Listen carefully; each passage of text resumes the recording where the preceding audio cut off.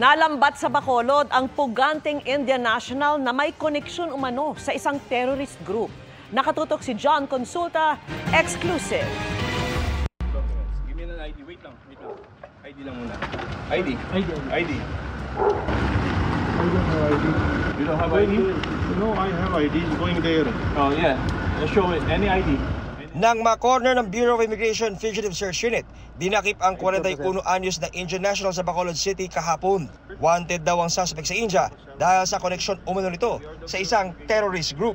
Medyo nahirapan lang tayo na i-track siya kasi nga gumamit siya ng ibang identity. So reportedly may ginamit siya na Nepalese passport at ibang pangalan. Na-involve siya sa murder, kidnapping at robbery. Sinasabi din na kabilang siya sa isang terrorist group sa India na dati na rin na nahuli natin few years ago yung kanilang mga miyembro dito.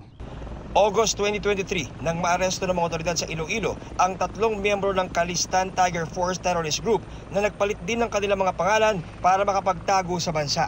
Paniwala ng BI, kasamahan ng naaresto ang 3 na-deport na sa India. Napakahalaga na masawatan natin itong mga kagaya nitong mga pugante at may involved sa terrorism na dito nga sa atin namamalagi.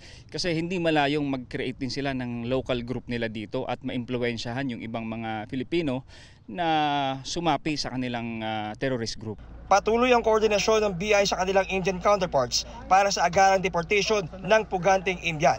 Sinubukan namin kunan ng pahayag ang suspect pero ayon sa BI, nakakulong na ito ngayon sa detention facility sa Bicutan, Taguig.